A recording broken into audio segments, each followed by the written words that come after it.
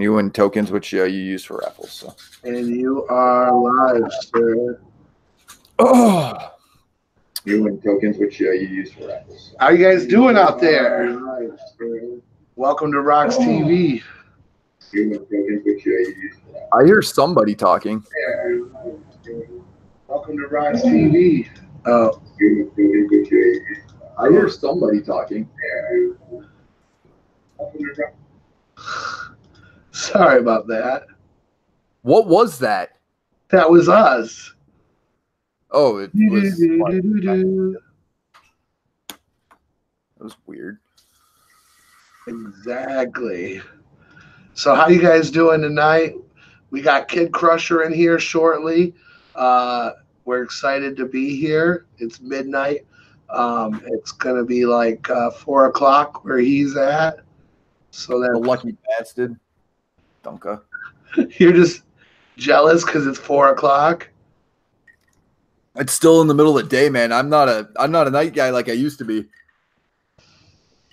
Right. Wait till you get to be my age, man. I just turned 29, dude. You're 29? You're so young. I've got one more year until I'm just like, you know what? I'm either gonna be like the most successful guy that you've ever met, or I'm gonna be like, damn, I'm wiping down tables at the diner. You feel me? What's wrong with wiping down tables? Nothing, man. Nothing at all. I gotta tell you, I used to be a dishwasher at a restaurant. I loved that dishwashing gig. I was a houseman where I was basically a housekeeper's bitch. I've been the guy that's just been down crawling underneath mobile homes to fix leaks. And I don't know how to fix leaks. I was just a smaller guy to go and diagnose the issue, man. I've done it all, dude. And I got respect for the working class. My father's worked in a mill for 20 plus years. You know, my dad's always been a hardworking guy. He's gotten, you know, triple hernias. You know, the guy has busted his ass and done his thing. My mom, she was also in the workforce for a long, long time doing her thing. She still is. Now manages Planet Fitness over in Lansing, Michigan. I'm sorry, Okemos, Michigan. My fault. But it's good to have you guys here. I thought it was pronounced Okemos or something. Nope, Okemos, I do believe. Is that how it's pronounced? It is spelled Okemos. Or pronounced Okemos, not spelled Okemos. Y'all know what I mean. So, Pig Venus says it's only 9 o'clock on the West Coast. Yeah, that's nice. What up, Pig Venus? Dude, Pig Venus Crusher going to be here shortly with us. We really appreciate you guys joining us. If you don't know, KIDCRUSHER, very successful rap artist from Australia. Dude, this dude's got a discography that, like, it's like Charlie Manson's murders and Ted Bundy's murders combined to shame. Like, his kill count for his CDs is fucking phenomenal. He's got singles, music videos, albums, series, compilations, documentaries, the fucking works. In just, like, a short bit of time, man. Like, somebody with that kind of a fucking resume, like, we don't have enough time in the world to ask questions about every single thing that he has done, but he has accomplished so much. The man's been on tour with the Insane Clown Posse. He's done shows down there in Australia. He's done a shit ton for the Juggalos, even from all far away, man. It's mind-blowing. I love everything he's done. Let's see here. What do we got? Whoop, whoop, sup, RoX-TV and Sid Jones, Pig Venus. It's only 9 here on the West Coast. What's up from Big Will? What's up, Big Will? And Brooklyn Menace with the Devil Horns. I love you, Brooklyn. Thank you again for everything you've done. For me, for all of us. Devil Horns. Why is my chat room acting so stupid? Hey, that's no good way to be talking about our followers there, sir. No, I mean, my browser is not acting very good. So how y'all doing tonight? Hell yeah, February 2nd, Flint, Michigan, Extra Overdose. Oh, hosted by Big Will, April 13th. Blood Rain Toledo show. Damn. What's up, Brooklyn? Fuck with Brooklyn. Here, I'm going to set it like this. So if you guys are just tuning in, do me a favor, share this feed. Let's try to get KIDCRUSHER as many viewers as we can get. Yeah, I mean, you guys can understand this is huge for me. I tried doing an interview with KIDCRUSHER way back in the day. And I mean way back in the day. We're talking 7 years ago. And to circumstances beyond my control, that couldn't happen. And every so often I talk about that, you know, in private conversations with people. Usually when I'm starting to go on dates or whatever, it's one of the first things I bring up is like one of my shortcomings, one of the things that I've, haven't succeeded at that I want to succeed at. I've talked to random strangers about it, grabbing them when they're in the grocery store. And I'm like, listen, I need to tell you about this opportunity that I missed out on. It means a lot to me to be here tonight. Kid Crusher says he'll be ready in 10 minutes. Dope. If you guys want, while you guys are waiting and shit, pop on some of that, some of the music videos. He's got Back to the Kid Crusher, which goes all the way back to his like old school shit, and at the same time ties into the Back to the Future movies with the artwork and the concept as well. And not so much with the like beats and the sounds of like, Power of Love or anything like that. It's more of like the sound effects that were like from the car, and it's insane. Like the guy's a brilliant artist in everything he does, whether it's music, it's the artwork. When he did the Grinch, just the music video, yeah, it looked like it was low quality. But when I saw that low quality, I don't know. Well, I mean, like for like us now, like you gotta remember where the Grinch came out. You know what I mean? Like you could see like the plastic wrap and the fake blood, and you could tell it was like kind of like in a studio. But when I first saw it years and years ago, I was like, this is amazing. But it still holds up lyrically. And if you haven't seen the video, you missed out on some of the most beautiful women that you've ever seen in your life. Trust me. So if you guys want to, go ahead and pop open another tab. Go ahead and play it on get the YouTube Premium. Make sure you can keep the YouTube app open and try, using your Spotify and fucking listen to some Kid Crusher. So definitely hit subscribe if you're not subscribed, and please hit like on this video. Yes, Ashley is beautiful as you. Wait for it. So, JR Filthy got it. I'm just kidding, babe. For those of you guys tuning in, I am back at HQ. I've been out on the Shaggy 2 Dope tour for 5 days. In 2 more days, I go back out for the tour for 12 days. On the 12th day of fuck the fuck off motherfucker my true love gave to me. No more Christmas songs, please. That was just a shot in the dark, bro. No, that was good. The tour's been cool though, man. The Juggalos are amazing. Oh, did you guys at least do like, Wheels on the Bus and like all the classics? Did you guys play like, the license plate game? Anything like that? No, we just fucking smoked weed. Listen to fucking a lot of music. Yeah. What'd you listen to, Bob? A lot of Chop Shop, a lot of King Gordy, a lot of Lars, a lot of ICP. Oh, you listen to a lot of ICP. Anything good that you listen to, Bob? On the bus, I listen to like 4 tracks from Furious Fred Fury, which is the fucking dopest shit I've heard in a long time. Fearless Fred Fury, sir. Fearless. Whatever. You were on tour with the man. Doesn't mean I was reading the flyer. I was working. Dude, the songs I heard are really good, man. The energy level on them is ridiculous. It reminds me of the Wraith era. Yo, I just want to remind you, brother, I'm still waiting for something to hit my Dropbox, and it's nothing. Yeah, I still want that. I decided that I really, really want to hear that and have that. Not the Fearless, the other thing. You need a turd in your Dropbox? No. Real personal to bring on the show. Yeah, can you send a turd to my Dropbox real quick? Like, and well, if you can do that, maybe you can drop some cash in there. Maybe you can drop some Bitcoin. Bitcoin's good. Y'all want to drop some PayPal my way? Let me know. Super chats are also available. I will shout you out on the road. We do accept super chats now, Rox. You forgot to mention that. But do you listen to Kid Crusher, huh, Bob? I do not listen to Kid Crusher as much as I listen to some of the other things, because I've just been recently introduced to him this year. But I did spend the day listening to a lot of his songs, and it's fucking. I like the mix of genres that he kind of just slams together, man. And he's like basically paving his own road. You know what I mean? Paving And has been for a long time, man. and making his own lane. I love it. And so I will be listening to a lot of Kid Crusher because I'm going to put some on a flash drive and drop that shit in the minivan sound system. What? Yeah. If you like heavy metal and shit that bumps, like Kid Crusher's that kind of music. I did an article on Kid Crusher. I've done a lot of reviews on Kid Crusher from way back in the day. You have to go like deep into my old channel if they even exist. They might not even be there. I don't know. But since I discovered the Grinch album, it's been Kid Crusher for me. Like I was binge listening to him for like the longest time. I was in one of those like I'm really into this artist, and I'm just gonna spend like 6 months just listening to all that music that they've got. I think we've all done that. If you're just tuning in, if you're new to RoX-TV, click subscribe, click like on this video, show the support for the things you love. So please subscribe to RoX-TV. That would fucking be wonderful. What up, Mary Jane Monarch?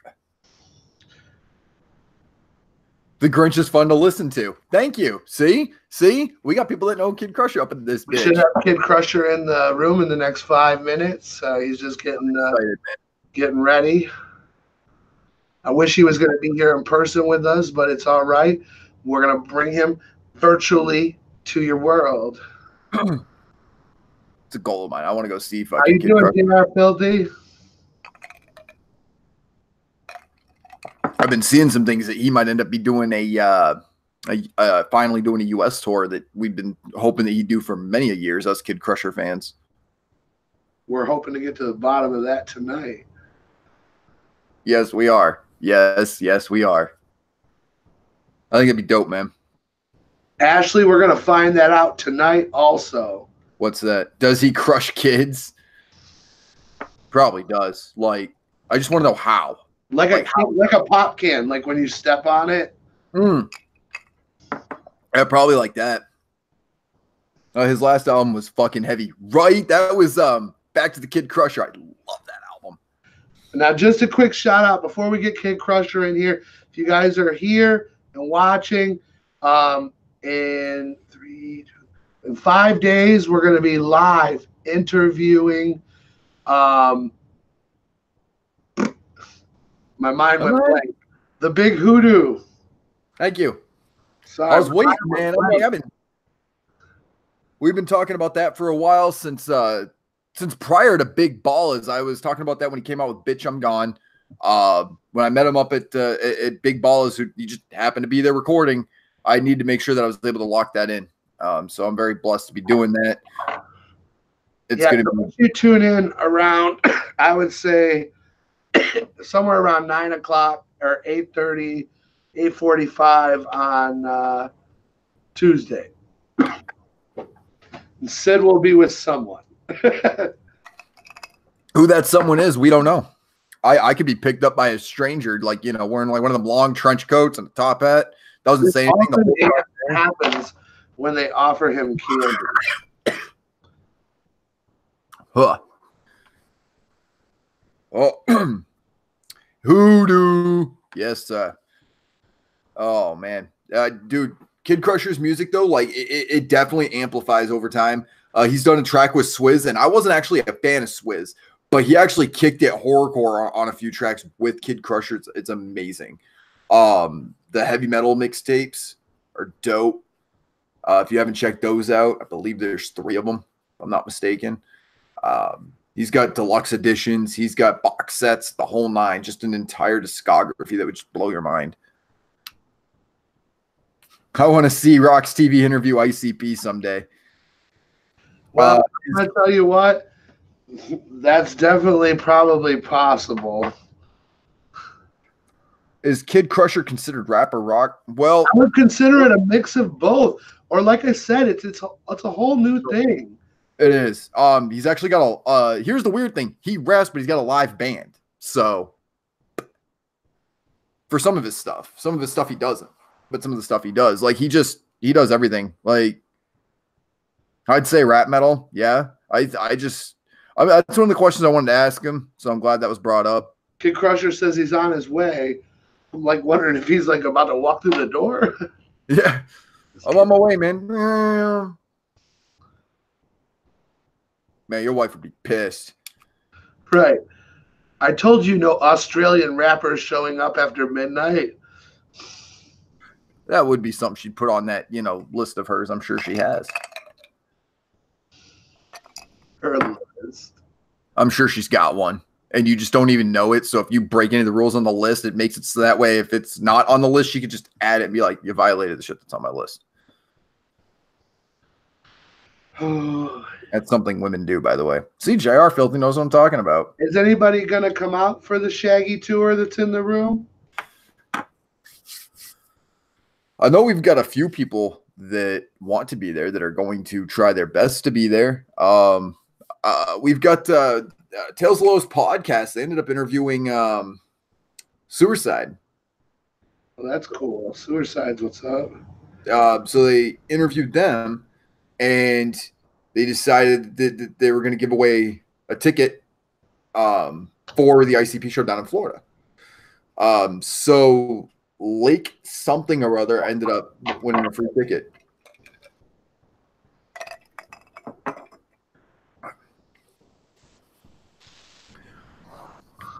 Oh, just waiting on. Oh, here we go. And paste, enter, and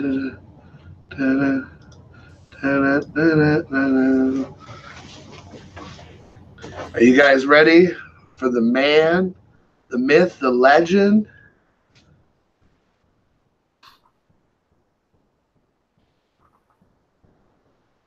Sid, I've never seen you so quiet. Well, I was expecting like the screen to like turn to static or like, just like come up with like, a spinning face like from the old Batman show. Like some sort of government interruption. Like the anonymous thing that, comes up on the screen and shit. Yeah. We should have done that for him. That would have been hilarious. Let's see. Hopefully the link doesn't act stupid for him. Yeah, that's one of the reasons why I sat here in silence. I'm like, is it going to work? Is it going to work? Please let this work. If Shaggy comes close to Toledo, I'm there.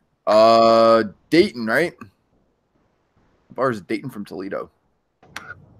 Dayton's a hike, but we went to Dayton. It's worth it. So Dayton to Toledo is a hike. Just don't walk, then drive. That way you don't have to hike. Huh.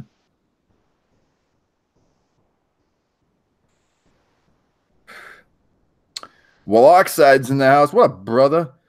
Good thing I'm stoned, says Papa. Papa got a brand new van. I'm sure he's just trying to figure out the mysteries of Google Hangouts. Sid takes it. Hey, that took a little bit from Let's Have Fun. That's going to be like a record. Oh, here we go. Hey guys, how you doing? The myth, the legend. What's that, sorry? I said the man, the myth, the legend. How we doing? Yeah, good. How you doing? Doing good, man. So actually, we go way back. I don't know if you remember me, but I tried setting up an interview with you on Juggalo News way, way back in the day. Sorry if it didn't happen, Dave. It was either one of our faults. It just didn't pan out. All right. Yeah, cool. How about RoXxx? This is Sid Jones. Cool. How you doing? He's the main man. He's the one that interviews all our most important people like yourself. So how you been? Yeah, good. I've been running around today. Sorry for the late entrance. Is it on live now? Like actually? Yeah. It's live right now, sir. Yeah. My bad, guys. Sorry for the late entrance. No, it's all right. It gave us time to talk, let some people shuffle into the room. So you live in Australia, tell me what that's like, man. I've never been there, man.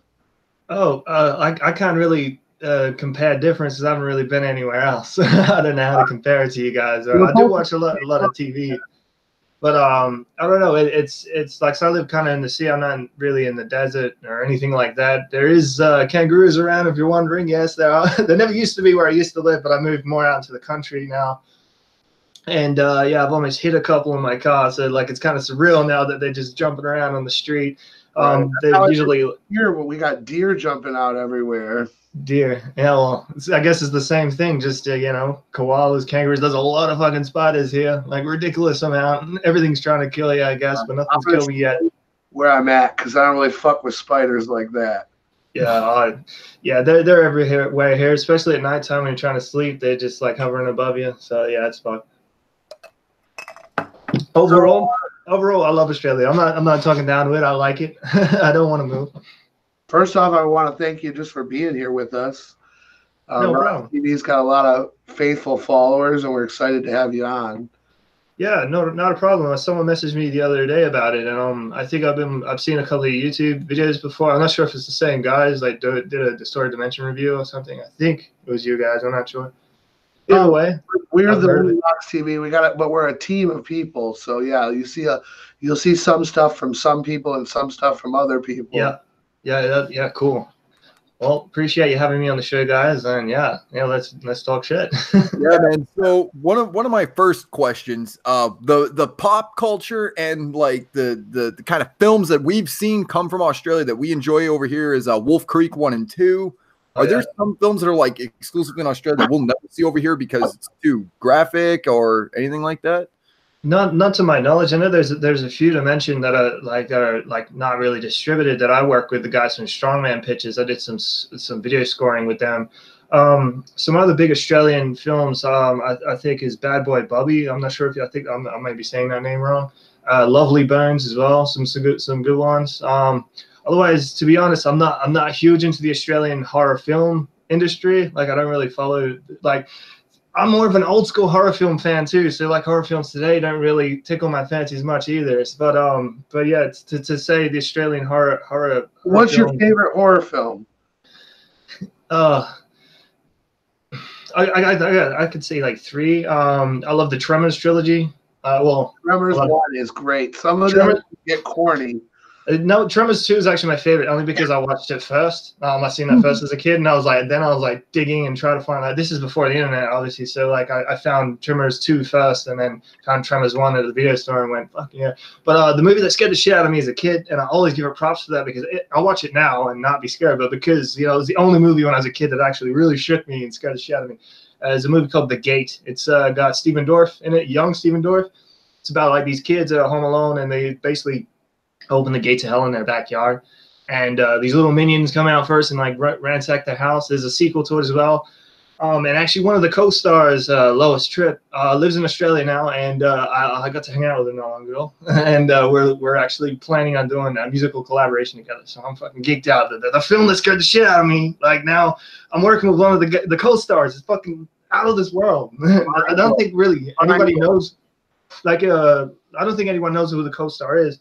But like I said, young Stephen Dorff, he's the guy from Blade, Deacon Frost.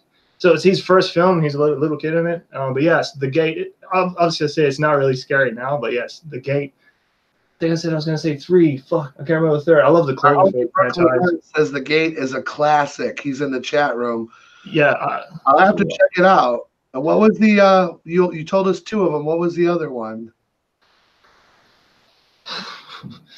I want to say Cloverfield, but I can't because it's not really horror. It's more of action. I would say I gotta give it up for Event Horizon as well. Like sci-fi horror. Nothing's more terrifying than fucking horror in space. You know, like I love that shit. Felt like Event Horizon was like ahead of its time. It was very good.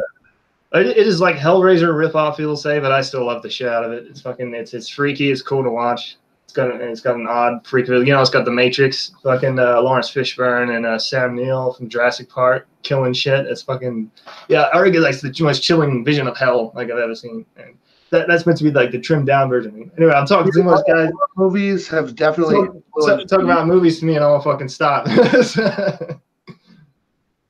Okay, the new Halloween film. I ended up watching it, and you did say that, I'm not much into modern day horror films, but I'm sure a lot of us were curious. John Carpenter comes back. after having his issues with Rob Zombie. You must have been curious and had seen it. Oh yeah. I still watch horror. I'm not saying that I don't watch it anymore. It's yeah. I'm a big fan of the first one. Obviously, John Carpenter is a fucking legend. Big Trouble in Little China is like the bomb. Like Escape from L.A., Snake Plissken. Fucking love a lot of The Thing as well. Fucking so yeah, a lot of John Carpenter and Kurt Russell's work. Fucking love it. But yeah, as for Halloween. I was actually about to hit Gold Class with it. And I'm kind of glad I didn't spend the money to see it and waited for it, like, you know, to see an advanced copy of it. So I'm kind of like okay about it. I am looking forward to what they do with the next one because they say this, you know, it's a part 1 or 2. They're saying so. I am looking forward to it. Favorite Halloweens I actually would have to say is H2O and the first one, only because I'm also a Josh Hartnett fan from Faculty. He kicked ass in that too. But yeah, didn't mind it. It wasn't bad. I do love the Rob Zombie ones though as well. So for me, who doesn't know as much about you as Sid, tell me about when you first got into music and how you got into it as a performer. I go way too back. Because I've been making music for a long time since I was like in primary school. I can't really pick a date. Like I was doing rap music pretty early. Nothing really I'd want to talk about too much. It's really, really bad. Right. You know, I didn't have any skill. And I like to say that too, because there's a lot of people who start making music and try to make a name for themselves straight away. Yeah, some of them they got talent. I give them that, but I will heavily fucking admit I was really bad when I started. I still think I've got flaws. You know, everyone goes for improvement, but I kind of gave up and kept doing it. It wasn't really a full-time thing doing rap. And then when I hit high school, I liked metal, so I tried doing a metal band.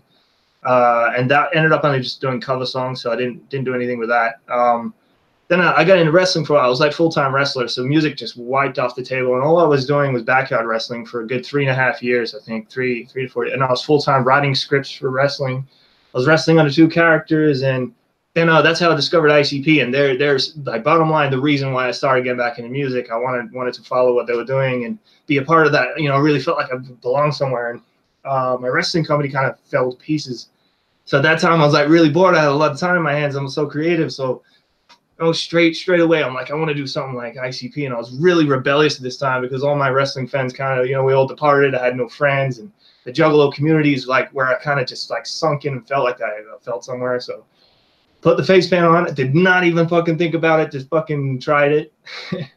Recorded my first song, and it blew up on the internet. And I'm like, well, something's working here. I got to try and make it better. I apologize for that first video. Everyone's saying how bad it was. And the songs, but it's always like improvement. Like I just feel like I'm always starting with something and developing into something. I don't even know what it is. I can't describe it. Like it's just such a really quick fucking thing I did. Not much thought put into it, and I just keep trying to progress. That's why a lot of my music is always, all over the place with genres. I like to try different things. That's kind of like from what I could see of everyone chatting in the room and stuff earlier, that's what people like about you is that you kind of cross between genres. Yeah, I get bored doing the same thing. That's why I got two side projects. So I got 2 other metal bands. It's not to say I'm bored with KIDCRUSHER. I like different genres of music, so I don't like to put it as one thing. So I always feel like I'm doing a mixtape every album. I really can't see the chat. That's fucked. Sorry, what's that? Tell us about your bands. Caveman is my main sort of band, and that's basically been frozen since 2010. That was something I did with a mate. We just thought it'd be funny. We were out one day and seeing these masks, and they look like caveman. We're like, just imagine these fuckers with instruments in their hands. And we're like, let's fucking do it. And it took years for me to actually find a band, because we were just like, it was me and another mate, just 2 of us making songs, kind of like how I would do KIDCRUSHER. And we were a fan of this Australian band called the Berserker. There's different versions of the Berserker out there. I don't know if you guys would know who they are, but they wore like demonic masks, and it was kind of like industrial metal. It was like really like hard, like techno sort of kick, but death metal guitars. And I was like a massive, like blown away by the sound. And so we sort of tried to do something like Berserker, but comedy with Caveman. And then funny enough, I ended up getting the drummer from that said band Berserker in Caveman. So we actually like wrote music, which basically fit straight for him.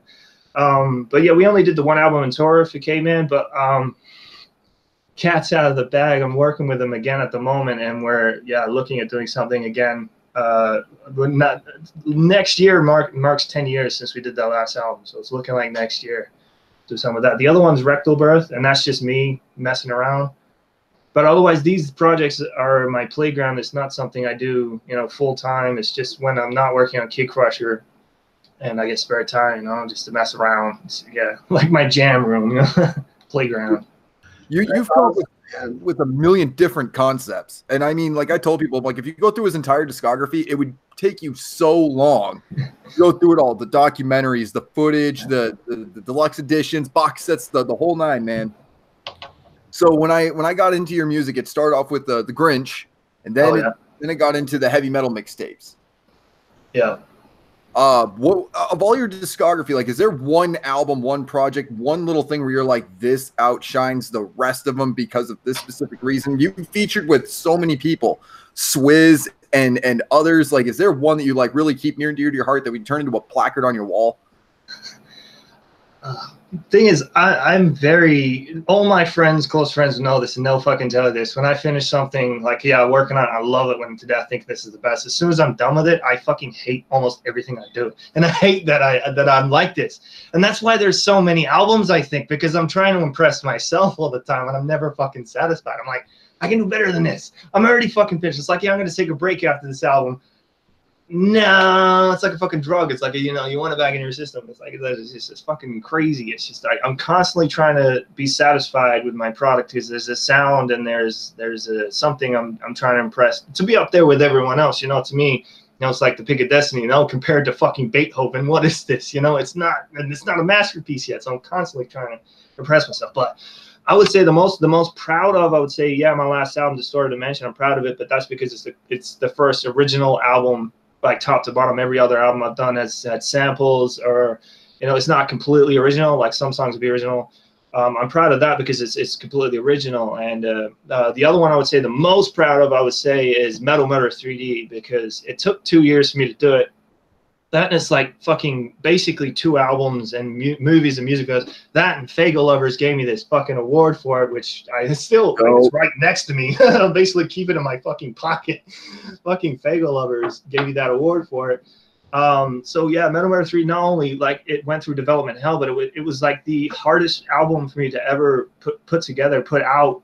Not just because of ideas, but because I was going through such drama in my personal life. And you can fucking hear it if you listen to the lyrics. And it was hard for me to write that album because I was in my head and torturing myself. But I'm proud that I lived through it, I would say. But also the reactions from it, was amazing. And to finish the trilogy like that, with all the videos that we did and everything, I really think that's the whole album, I would say. I see you got a Back to the Future, or is that the Back to the KIDCRUSHER poster you got on your wall right there? I can't. Well, now I'm seeing RoXxx, but I was trying to see that poster on your wall there, Mr. Crusher. That one right there. Oh, that's Back to the Future. So tell me about that album, because when I saw that on my Spotify come up, I was like, oh damn. So TV. Back there, I got the Hardcore magazine. That's the Back to the KIDCRUSHER shoe, the Back to the Future hat, Back to the Future poster there. I got the hoverboard. I got 1,000 fucking pop culture things back there. Back to the Future, DeLoreans from every fucking DeLorean, hoverboards, Fast and the Furious. Oh fuck! Don't get me started on fucking pop culture. But Back to the Future has always been a big part of my life since I was a kid. It's my all-time favorite movie. Like putting on top of every movie. Like it's the earliest memory I have as a kid liking a film is Back to the Future. And like a lot of people like, how did you know 2015 was coming up to do this video? And I'm just like, I knew it was coming years before every Back to the Future fan knew it was. So I hunted for a DeLorean and wanted to do a clip. At first, I was going to do a DeLorean music video for a Metal Murder 3D video clip. It was going to be a Metal Murder 3D. I don't know what song. I didn't have anything picked, but I had a DeLorean on standby. I think we're going to do the song Get the Fuck Out of My Face. We're going to do sort of like a go back to the 90s type clip. But then I realized, 2015 was, I think it was 5 or 10 years anniversary. I think it was 10 years of KIDCRUSHER. That's right. 10 years. So I thought the idea of like time traveling back 10 years to do a Dirty Fucking Murder remixed would be, do a better version of it. Although I reckon I could do a better version of it now, because I'm always trying to impress my fucking self. I'm not fucking happy with it. Don't watch that video. I don't fucking like it.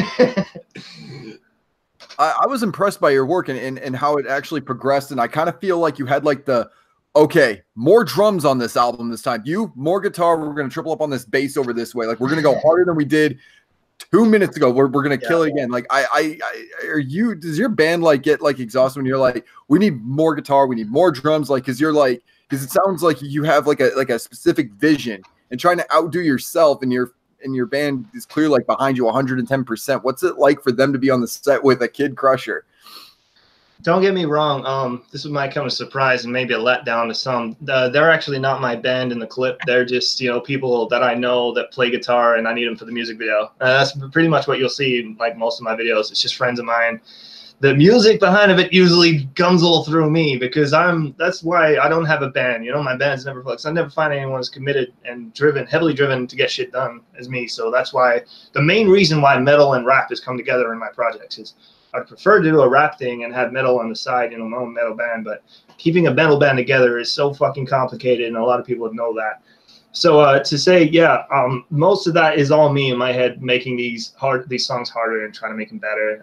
And because I've always wanted to do, a full-on heavy metal project, and Distorted Dimension was a good attempt at that to me, but not a big enough one. That's why I'm doing Caveman now. I always feel like I want to do a massive metal project. That's why I'm constantly trying to make it bigger. And some people always just like saying it's too much metal. I mean, I did Metal Murder 3D, and people saying, it wasn't metal enough. So that's why I did Distorted Dimension. It was more metal. And people are saying it's too metal. So now I'm doing a mixtape at the moment, which is compensating for that, doing rap. So I'm trying to, please myself and everyone else at the same time. So it's all over the place. But yeah, I'm constantly going up. I wonder if the chat's going to ask for like more cowbell, or if they're old enough to know that reference from the Kid Crusher. If you've got any questions for Kid Crusher, drop them in the chat room and we'll ask them.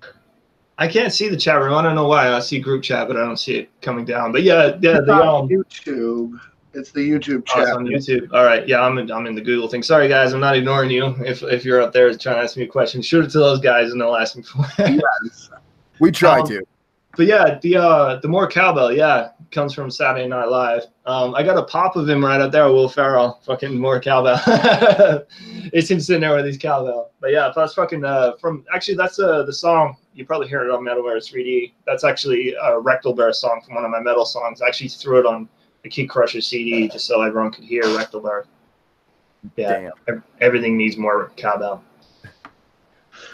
So when you were doing your Grinch video, there was a line in there that really stuck with me, and it kind of like, I was like, okay, this is the tone that Kid Crusher is going to use for at least a few of his albums, or it's like, this is the concept now. And I think I might have learned a little bit about him. It was I'm not a demon or trying to do the devil's dirty work. I'm just sick of this world that we live in. Yeah, that was probably one of my favorite lines, where I sat there for a minute and I was like, wow, like there's no gimmick to it at all. Like you had the Grinch mask in the video, like we were saying earlier, some of the most beautiful women in this video, and it was just mind-blowing, like seeing you do this like dark comedy thing and then breaking away from like that tension of like horrorcore, where it's like, I don't really mean this, I'm not trying to do this, I'm just sick of this. So it almost had that like that quick draw, like if you didn't catch that at all, it would kind of change your perspective, like a little bit of like, wow, this is an interesting perspective coming from Kid Crusher. What was your goal with the Grinch albums? Because I'm not sure if you're a Jim Carrey fan, or if you were like, I'm going to do a messed up like version of like the cartoon, because you definitely stayed true to like kind of the both a little bit, I felt like.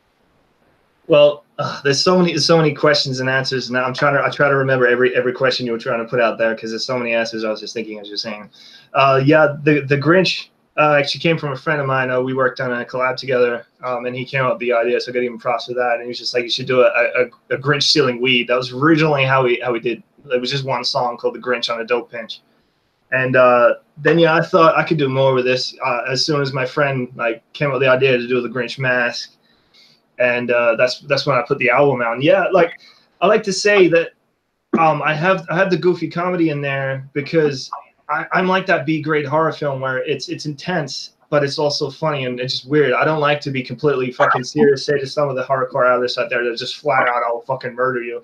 And I'm like that with some Kid Crusher songs, but I like to be goofy on the side as well. because I'm not like that. But also the other reason why I put goofiness in there is because back in 2010 when one of my fans, everyone knows his name, should I say it, I don't know, went and killed some people and hardcore got in the news and shit. So I feel like I always gotta put it out there, that I'm not fucking crazy, and I don't want my fans to be crazy either, like he was a fan of mine and we were buddies and everything. This guy was on my fucking buddy list, killed some people, it kind of I know it shook everyone. It hit me in a weird way. It's like, have you ever had a friend who killed a bunch of people? No, I have not. And then I got put on Law and Order about it, and everyone's like, "You fucking support the Twin." No, like the Law and Order thing. Just to put that out there for everyone. Like, they didn't tell me it was about him or about that. They said that a killer liked my music and was gonna play it, and they just want your video, so I just sent them a video, and then all of a sudden the video's out, and I'm a piece of shit. I'm like, okay. That's why I'm constantly out there trying to remind people, that I'm not a serial killer. I don't want people to be a serial killer. And I like to, when I started KIDCRUSHER too, I'd like to present it there that I was looking to do something crazy. Like the first couple of albums are just fucking, there's no humor in it whatsoever. It's just fucking dark and fuck, because I was looking at doing something like that. I was studying serial killers. You can hear the documentaries in there and how really morbid it was and everything. And like, I look back on that now, it's because I was trying to create KIDCRUSHER as a serial killer, so I was taking influence from other serial killers. But then, I even today, I'm looking at it like I get bored about rapping about serial killing, because there's only so many songs you can write about killing someone a different way without it being boring. Like, I'd like to expand out. And yeah, I love doing the comedy. Like, I feel like some people say I'm not funny. I'm that guy that thinks he's funny but no one's laughing sometimes. I don't care. I'm having a ball. That's the thing. I make this music, like I said, trying to impress myself half the time. That's how it started. I never had fans when I started. I didn't care. A lot of people out there, I'm making music, I made this one song and I want it to be fucking amazing, I want to have all these followers. I didn't care. I was having fun. And like the biggest thrill to me was spending all day making this music, burning it to a CD. Yes, there were CDs back in the day, little kids, CDs, and putting them on my CD player and just kicking back and listening to it. Like, I made this. Like it's almost like making a baby. It felt great. Like I said, it's just an act. Yes, some people call me out for being a phony or whatever, not fucking this horrorcore fucking icon. I'm not trying to be that. KIDCRUSHER is gonna lighten the fuck up a lot in the next few albums, really. The Metal 3D really was a milestone of it, kind of, going a bit, not saying soft. I'm not going to do radio stars or anything like that. I'm just, going to have some fun, do some dark comedy, more like the Grinch. Say some people want to hear more Grinch. I'm a bit iffy about it sometimes, because I feel like it is left where it did its part. But as you say, for that line, you say, I'm not a demon of doing devil's dirty work. That song, not a lot of people know about it. That song's just about Adelaide. Like, I used to hate my own city, so the naughty list was me putting everyone in my hometown on the naughty, because I hated everyone here. I wanted to burn my city. But I'm very anti-religious though, but I'm not a Satanist. I don't follow Satan. I hate Satan. I think that's a part of the whole religion thing. So that's what that line kind of presents itself there. It's not a demon. No, I don't like Satan. I don't like religion. The Grinch doesn't fit in anywhere, so I relate to him a lot. And yeah, I'm a big fan of Jim Carrey, big fucking fan. I don't care what people are saying about Jim Carrey today, too. He has not lost his shit. He is the shit still today. But so, Pig Venus in the room wants to know, what are some of your favorite metal bands? Okay, Slipknot, Korn. Yeah, it's generic. I'm a 90s guy. I'm trapped in the 90s. Linkin Park is got to be number one. That's more rock, I would say. But going into metal, I'm listening to a lot of deathcore lately. I would say like Sworn In. They're pretty badass. Berserker from Australia, as I was saying before. Oh, fuck, off the top of my head. Shit. I'm trying to think. I can bring up my Spotify and dribble a bunch of you. I feel like I'm going to feel bad. Watch this later. I'm like, why didn't I see these guys? Cali Green Too Fresh wants to know if we can expect a U.S. tour. That's a question I get asked more than once a day. I don't know. I don't know. I feel bad for trying to tell people like an estimated date. I really do. And I apologize for how long it's taken, but like I'll try to keep it this story as long as short as possible. Yeah, it's just been a financial fucking nightmare, especially because when I first went in 2008, sorry, it was like I pulled out loans left, right, and center for merchandise and everything. I got fucking fined for doing that shit and everything. There was like not hundreds, I would say like at least 10 to 15K down the drain. And then I had to rebuild that again, you know, to come back. And I've pretty much crowdfunded basically the visa back. All I'm looking for now is flights to come back, but also, you know, all the promoters that do reach out to me, they say, you know, they still want me to get myself around up there. So I'm like, do I have to get a bus? Do I have to employ a driver? How am I going to do this? You know, for a guy in Australia, it's a lot for me to organize, especially because, you know, people expect, you know, bands they like, you know, they're big bands. They could just tour. They can be there next week, next month, because they got, you know, record labels, they got everything behind them. I'm just me. Like you said, you guys thought I had a band behind me. I ain't got that either. You know, it's just me. You know, I ain't got shit. And yo, for me, I'm not saying I'm broke or shit like that. It's just it's a big fucking financial thing to do. Like one man to handle all himself. Yeah, exactly, totally. But the yeah, it's thousands of dollars just to get the approval to go. And I tried to come back in 2009, put the money to that, and they said no, you got a 5-year ban. So I had to wait 5 more years. And then I had a manager for a while, and he was trying to bring me over. I think we were booking shit too. This is not fake. He was going for it. He was booking dates. I think that was 2012 or 2013. And then he disappeared. I don't know what happened. Where are you, dude? he just went MIA, or I've heard different stories. He didn't quit. He just fell off the face of the earth. He was working for Fago Lovers and everything, this dude. He's just gone. I don't know what happened. But anyway, those days were organized by him, and he took that out. And so yeah, I kind of, to make a USA tour happen, really, I was hoping Distorted Dimension would cover the rest of the fees. It sort of is close to doing that. That's why I did Distorted Dimension, because I was looking at just coming over. And I think 2016 and 17 was almost going to happen for USA.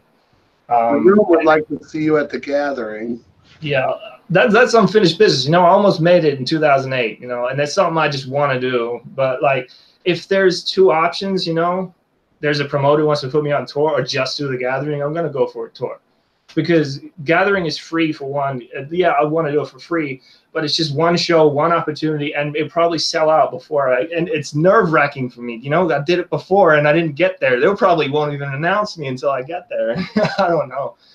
You know, I really want to do the gathering, just for checking off my list. But the tour would be, I think, better if everyone would poll vote it. I'm sure everyone would side with me because they would want me to come closer, and that would, you know, it'd be a bigger set too. You know, gathering to probably put me on for 15 minutes or 20 minutes when I could do a tour and do a full show that everyone wants to see, not wait 10 years and just see me on stage for 15 minutes. I think people would see you on stage for like 5 minutes and be like, I saw Kid Crusher live in the United States. I'm a happy guy. Somebody in the room wants to know, is there a song you would never perform live? Plenty, because it's some of the songs when I recorded them back in the day, they were too hard to perform live. Some people wanted me to play Blood Drunk live, but the way, if you listen to how I've done the verses, like the lines overlap each other, so I kind of have to stop mid-sentence. That's the only reason I wouldn't play a song, is if it's incapable of my performance. So to say the song In Your Nightmares, the new single, I wasn't able to pull off the verses yet because I'm not always touring. Like even to begin, when I started out being a musician, I didn't even plan on touring. Like I was just doing videos and albums. I was happy doing that. So the fact that getting on stage was something I had to learn to adapt to, and the fact that there's not many shows happening here, especially in my genre, it takes a lot of rehearsal to pull these songs off live. Doing them in the studio, a lot of people know that's easy as fuck, doing a song in the studio. So if it's in my ability, I'll do it.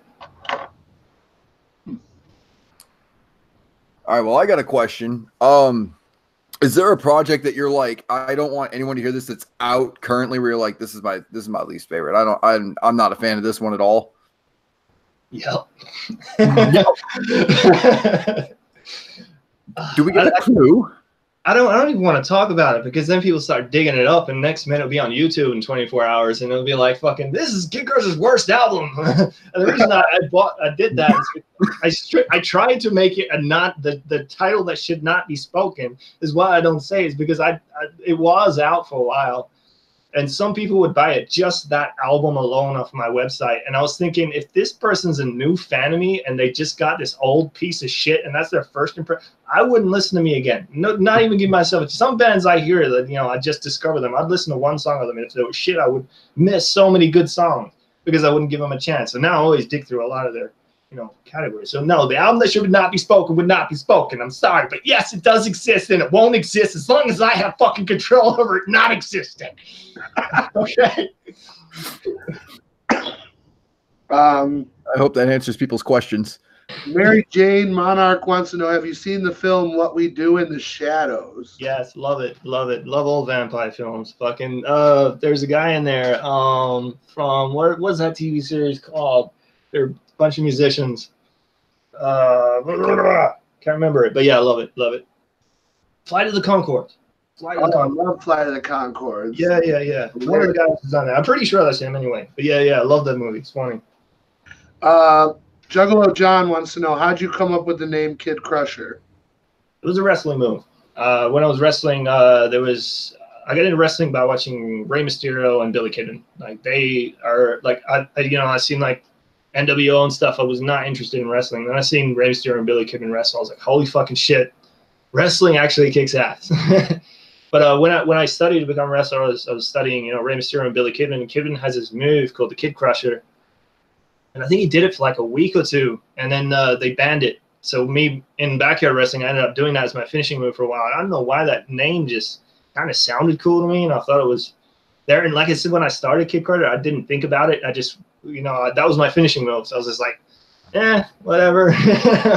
And like, it doesn't mean what people think it means too. And I always want to change it for that reason. You know, I don't crush kids. I don't want to know. But then I think about in this scenario, you know, they didn't call Kid Rock because he rocks kids. No, I am a kid and I'm gonna crush you, motherfuckers. But if I had the opportunity, I would change it. I would. But it's basically stuck there. Doesn't crush kids like a can, like we discussed earlier. Yeah, we were talking about that. See? So it's interesting though. Like you went from like doing horrorcore music, came out with KIDCRUSHER, and then you're like, well, I kind of want to break away from horrorcore. And I've always believed that some people, it's like what they're destined to do. Like it's horrorcore music. Then there's other artists that they eventually branch out for it. Eminem did the same thing. Tech Nine did some horrorcore for a little bit. He also evolved into what he's doing now. So what are we going to see from KIDCRUSHER in the future? Are we just going to see like more like heavy metal tracks? Are we going to see like more like film based, like almost like the soundtrack to another film? Because when I was seeing Watchmen the other day, I was thinking, wouldn't it be dope if KIDCRUSHER actually did a soundtrack like he did for Back to the KIDCRUSHER with the Watchmen? I thought that'd be dope. I've had a couple of people ask me what I'm going to do in 2 years, and I'll be like 2020 basically. And I was thinking, you know, I didn't have 2020 vision. I seen a meme of that. I just wanted to do that. You know, like I've got a fair idea. Well, you know, some things were meant to happen the last year with the Story Dimension that I was hoping for. So I'm kind of not impressed of how the Story Dimension has gone reaction wise. So like that's why I'm kind of changing.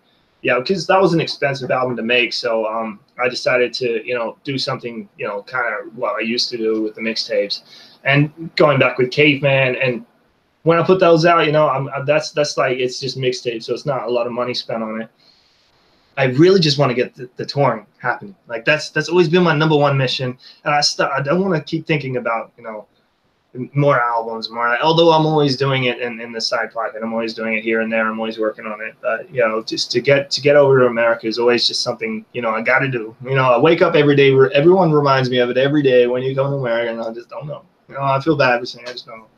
So that'll be something I'd want to do. And as far as you're saying for soundtrack wise, I've actually did 2 musical scores for horror movies here in Australia. I was saying before. So, and one of them actually featured the Back to the KIDCRUSHER instrumental behind a killing scene as well. So that's kind of it's kind of just like what you just said. But yeah, the guy who actually shoots my music videos, He has a film company called Strongman Pictures, and it's actually got a pretty big distribution behind him. And there's one out now called the She-Borg Massacre. And I actually make a very small cameo as an alien in there, but I did all the sound effects, the score behind it, and it's on Amazon as well. So I'm pretty sure you guys can get it out there. I don't know if that's how you get DVDs now. I'm pretty sure it streams. I don't know, but it's there. Buddy of ours, Brooklyn Menace, said he would love to edit one of your videos. That's cool. Yeah, I would love to do more music videos with other directors. Not shitting on my own director. No, I got a good relationship with him, but I'd like to see what other people can do with my work as well. Skeletor Outcast asks, ask him who his favorite comedian is. Is it Jim Jeffries? Jim Jeffries, no. Comedian. I'm actually a really big fan of this guy called the Face Jacker. But I don't think a lot of people know him. I'd also say Tom Green's cool. I got to meet him. Comedian. Fuck, I couldn't really put a big thing to that. I just say, like, for comedy movies or just like stand-up comedy. I don't know what he means. My guess is his stand-up comedies, considering he mentioned Jim Jeffries, so that's probably what he was thinking was stand-up comedians. Yeah, I don't go to much stand-up. I do try to watch a bit of it, but not a huge fan of stand-up comedy. Love comedy films though. I don't know, like Mike Myers. Who else do I like that's funny? Is there an artist Kid Crusher would never collaborate with? Asks a ninja with a pencil. Asks a ninja with a pencil. He's the one who asked the question. That's a funny ass name. I won't collaborate with you. No, I'm joking. That's funny. I actually a lot of my first CDs always have like a lot of collaborations on there. Like, I'm not saying I don't like collaboration. I did love collaborating with people when I first started. It was like one of the most exciting things, working with someone on the internet too. Like just sending something over and someone work with someone else. But like Distorted Dimension, my last album, if it was up to me, nobody would have been on that album. Like I keep looking back at my previous albums, and fans have said to me, "Oh, I love this song, but you know, you're on it very briefly. You know, like for like 30 seconds, 40 seconds, and then it's someone else and someone else and someone else." And it really hit me when that fan told me. I can't remember who did it, but it's just like, I'm just like, yeah, I collaborate with too many people. Like if I could have like little to none collaborations on my songs, like I keep looking at like, you know, metal bands too, like Slipknot. There's no collaborations on there. It's just Corey fucking Taylor, the whole fucking album. So like, I feel like that's what I want to do for my more, like, I'm not saying it's closed. There's never going to be anybody on there. You know, if something big happens, I'll do it. But like, I would like to focus more on putting more Kid Crusher on Kid Crusher CDs. Who is your favorite horrorcore and non-horrorcore artist? Asks Juggalo John. Well, I gotta give big ups to Spice One, an old school rapper. He basically got me into horrorcore way back in the day. Like, this is before I got an ICP when I was in primary school. Spice One, Tales from the Hood soundtrack was the #1 thing that made me want to do this music. I didn't even know it was called horrorcore back then. I just knew that that music was fucking just insane, fucking dark and horror and crazy. And I couldn't find anything like it. So Spice One was the only horror thing that existed to me. But to date, you know, like, I don't even really know who's doing horrorcore anymore. I've kind of dropped out of the community. I'm like, I don't know. Kung Fu Vampire is my buddy, man. He's kicking ass.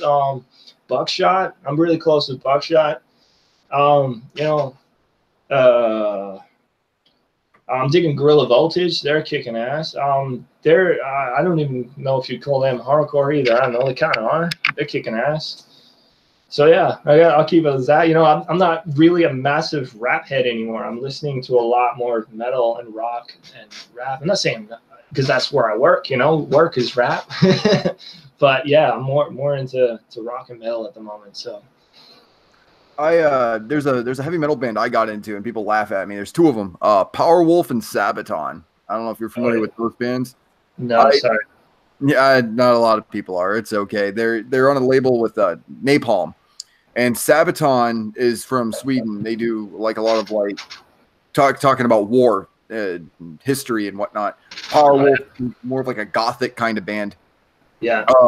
So when I was listening to some of your music more recently, especially when I found out that we were going to do this awesome interview, I was listening to some of that, and I could see you doing like a short like feature with a band on an album, and I could see you doing things with horrorcore artists on another. But when I was listening to your new music, I was really thinking this is going to be it for KIDCRUSHER doing horrorcore music. Is this really going to be it for you doing horrorcore music like never again? No. I always got to do that dark shit, man. But like I said, it's going to be a bit lighter, and there's going to be the horror tracks in there. Like my new album has tracks that I feel like are going to be like, they're still hardcore. I'm not saying they're not. They're still like aggressive and everything. It's not like I'm just lightening up like shit. But yeah, it's always gonna have that horror vibe because KIDCRUSHER is the Cannibal Clown. So always gotta salute to that, and that's where the roots came from. So there's always gonna be those songs there. Don't get me wrong. It's not it. Especially Distorted Dimension. To me, that's still a hardcore album with like heavy metal behind it. Like it's not a full metal album. I could have been screaming the whole way through it. But yeah, definitely still doing horror for sure. And even though Distorted Dimension, there's a couple of songs on there. Well, most of the album's produced by these guys. I want to say Germany, but I keep forgetting where they're from. They're like up that area. Anyway, so it's like a language barrier between us making the album. But there's two heavy metal bands that are on Distorted Dimension. The song "I Want to Be a Killer" is by a band called Cobra. So they actually produced the song "I Want to Be a Killer." And there's other people on their version as well. And I did the song free if I could do my own alternate version of it. So that's their actual heavy metal song featuring me. Then I took the guitars and the lead vocalist and put him on that song. That's another reason why he got on the album. Like I said, in one collabs. But yeah, so working with metal bands is something I always want to do, but I'm always still going to do various things. Always, like you see, everything's various in the past, but Distorted Dimension focused on one specific sound because it was basically one producer. So just trying to do that one original album. I've heard that name but never listened to them. Does he know the band So Sick Social Club? They're a horrorcore metal band, asks Juggalo John again. I have heard the name, but I didn't know they did metal.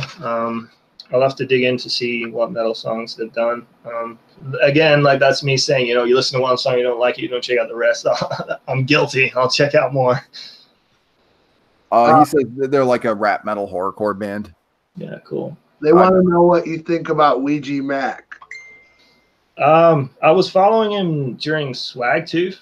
I thought they had a good presence, but I couldn't dig the sound. Like I think he has a really good, character to say, but there's not one song I've gone that's kick ass.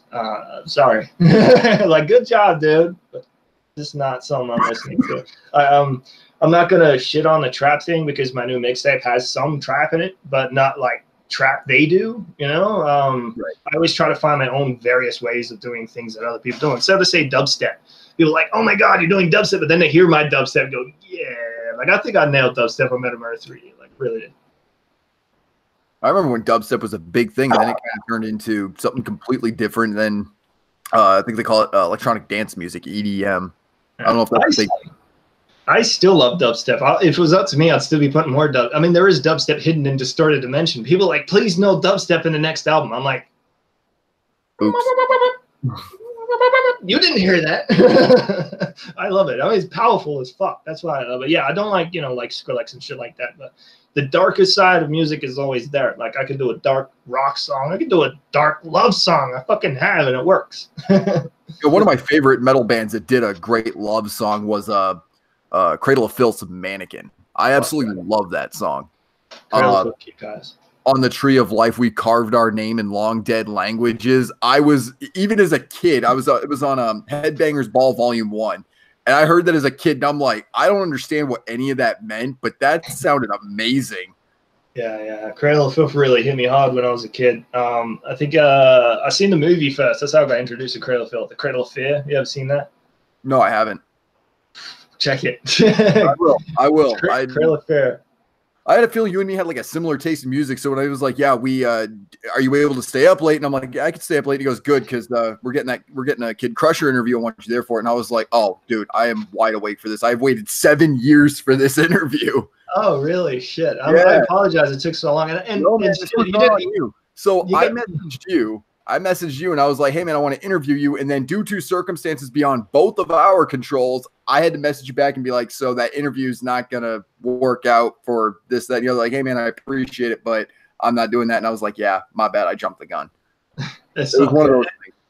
If it was within the last, like between Metalmurder 3D and like kind of before the Star Dimension, I wasn't really jumping interviews too, because like I was kind of just not in a limbo too. But yeah, I appreciate you jumping out again and staying up late too, man. Like even wise, you guys could have like got me in the morning, your morning. I would have stayed up late. Either way, it would have worked. But yeah, it's like good morning, good night, good afternoon, America. What's up? Right. You guys still in there? But yeah, it's like 4 o'clock in the afternoon in the future here, so I'm kind of like Marty McFly in this motherfucker.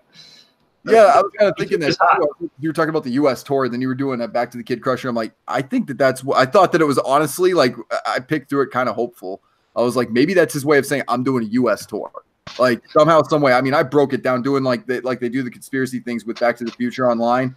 I've gone through your music to see that within Back to the Future, and I've listened to some of the conspiracy theories with Back to the Future, and I was seeing if you referenced any of those. I don't know if you're big into film conspiracies or anything like that. Yeah. Well, not in Back to the Kid Crusher. I didn't do any conspiracy. There is hidden things I do in Kid Crusher that I kind of gave up on doing because no one picked out. Like if you look back on my catalog, I always put a teaser on what my next album is going to be, and no one ever guessed them. So I didn't do it on the Star Dimension. I was just like, stop putting conspiracies there. But what's the conspiracy you're thinking in Back to the Future, or you just think that I was saying that I'm going back to USA. Is that what you saying?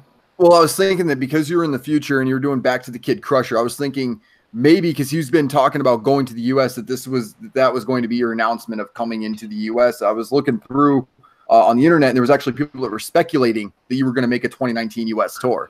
Yeah. Well, I don't know if you saw that.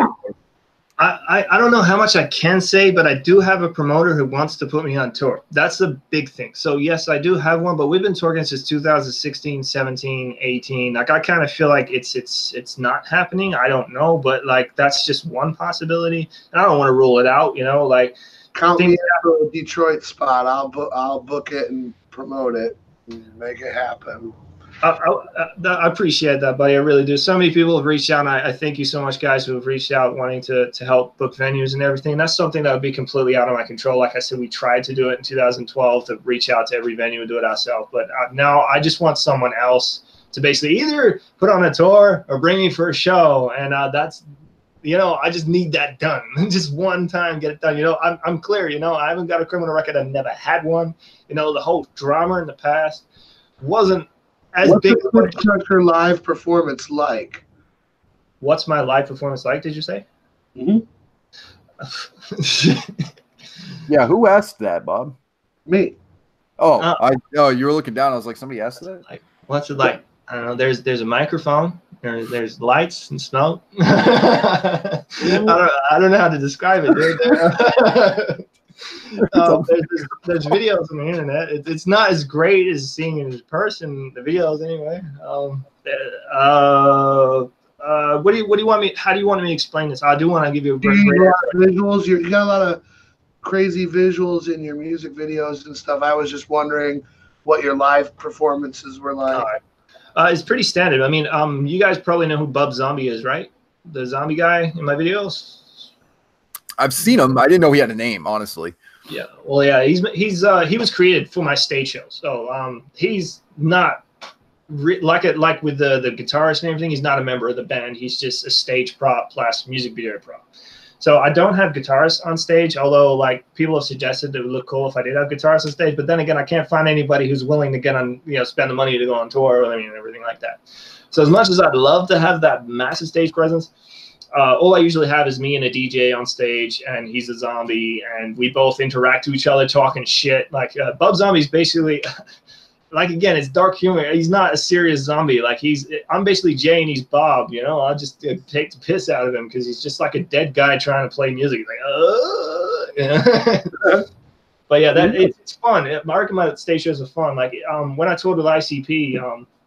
After the first show, I seen Jay and Shag separately at the airport, and Jay commented how he loved that. Like he's never seen anyone like me on stage, like just break away from the music and basically talk to everyone through every song. And that's what I do. I make it kind of like a story going in between my songs, not just song, song, song, song.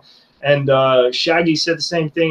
He liked my horror movie references, because in between my songs, I do a lot of things, references to horror movies. Like he loved that I put Poltergeist in there. And I basically like sang the Poltergeist theme song, the opera. La, la, la, la, la, la, la.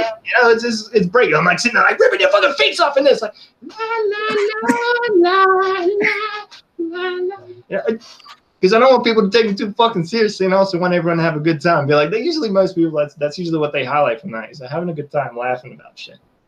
We got a guy, Brooklyn Menace. He's got a zombie guy. So if everything falls into place, which we got a pretty good track record for 2019, all of us at RoX-TV, we've been blessed with a lot of luck lately. So hopefully, knock on this marble table here, that we're able to make this happen, because we could have a team that would be more than wanting to have KIDCRUSHER at least do even a Midwest tour. We've got connections with a lot of the people that would love to have seen KIDCRUSHER that I honestly think would blow the roof off of every single one of those buildings with sold out crowds, because there's been such a high demand for KIDCRUSHER. I mean, I remember the rumors back in the day where they were like, yo, KIDCRUSHER murdered somebody, so he can't tour in the U.S.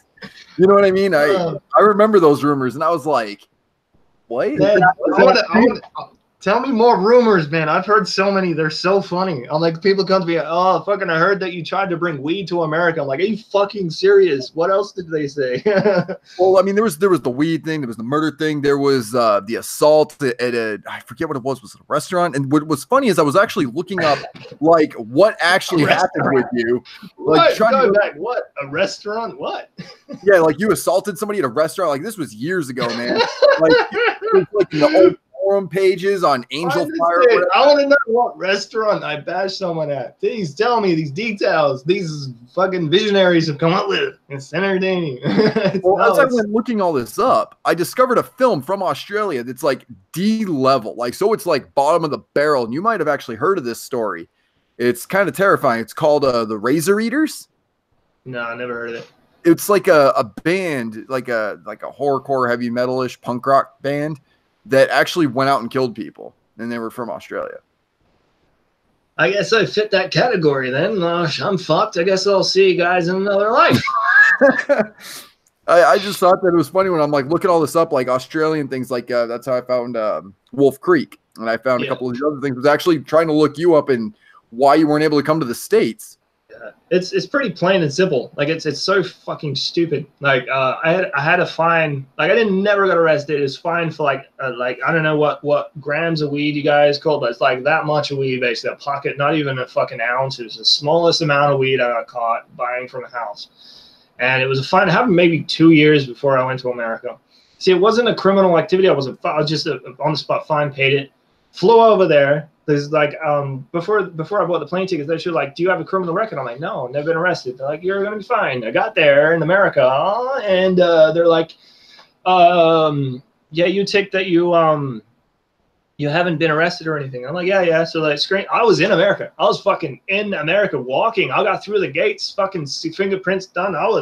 Got my bag, and I was on my fucking way in. I think I was in Minneapolis, and I was gonna jump another flight to Ohio. So I had a street team in Ohio, and they were going to pick me up from Ohio. Then we're going to drive to the gathering from there. So me and a mate, because the mate came with me, a friend who was going to be my hype man, Chico. He's on a lot of my other songs. So he made the trip with me. As we're walking through the airport, this big dude just comes up. And he's like, "You, come with me." I'm like, okay, did I miss a checkpoint or something? Okay, and he like sits me down. He's like, "You ever done anything illegal?" I'm like, "No. I've had fines, but that's it." He's like, "Tell me about these fines. You're fucking lying. You're a criminal." And so basically he sat me down for about 4 hours in Minneapolis and just treated me and my friend like a terrorist, like we're withholding information and that he's going to find out. And as soon as he finds out, we're going to be in jail. Okay. I'm like, I told you what I did. I got a fine. And they basically made me sign a thing saying that I was a criminal, that because in America, if you get, correct me if I'm wrong, if you get caught with any type of weed, you get arrested. Is that right? Depends where you're at now. In a lot of states. Maybe, yeah, back in whenever this was. 2008. 2008. So yeah. Oh yeah, it was illegal everywhere. We've legalized recreational marijuana in many different states, including Michigan. Back then, he was really fucking pissed off that like I had something to do with marijuana, and then he was saying, "When is the last time you smoked pot with your friend? Or you're gonna smoke pot in America? You're going to this. Where are you going? Going to the gathering?" And he's like, "You guys are gonna smoke pot." So like, yeah, he's like, kind of like, "Yeah, you're not getting in." That was that. But the dude was a smart ass though. I mean, some people look at this and laugh. Like, yeah, me and my friend laughed at this. But can you guess? Like, 'cause they had to like deport us straight away. Like the first flight out of America, like straight away. Within 4 hours, I was on a flight. You know, I spent like what 12 hours flying there, and then as soon as I get there, I always like to ask this question: if you don't know the answer, where do you think they would deport somebody for a fine? In 2008, probably Guantanamo. Guantanamo. What's your guess, dude? I don't know. They sent you right back home? No? No, not straight home. I had one stop for 8 hours. Amsterdam. What? They deported me to Amsterdam. I'm not sure if it was an insult or they're just like kind of pity, like, you know, like pothead getting deported, go to Amsterdam. And like, this was by far, like, because we were in the airports forever. We weren't allowed to leave the airport. We got to Amsterdam. They actually let us leave the airport. So we went and smoked weed in Amsterdam when we were meant to go together. There's videos of it. But like by the time we got there, we were so happy. But as soon as we hit that bong, reality kicked in, and we were so fucking depressed that, like, you know, we just spent all this money, come there, smoke one bong, get back on a plane, and go on. So yeah, that was really fucked. And for the record, guys, and internet, FBI, and visa agents, or anything that may be watching, that shit traumatized me, and I actually hated weed for it. So everyone who's hitting me up, like, you know, all my old shit, I used to rap about weed and everything. I haven't smoked weed, and this isn't just saying. You can fucking test me or whatever. I haven't smoked weed since 2009. I just fucking hate the thought of weed because it actually fucked up my career in a way. You know, I could have been over there doing shit. The fact that I bought that weed that day constantly goes through my head. You know, I hate weed with a passion. I hate me for a passion. I hate everything about the scenario.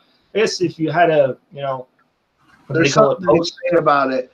They say weed, the scariest thing about it is getting caught with it. Well, I didn't give a shit at the time when I got caught until ICP wanted me to play the gathering, you know, like it's just, and then I didn't realize there was that many rules, especially because like when I got there too, I still couldn't admit. I'm like, you guys serious? You're kicking me out for like a fine, like really?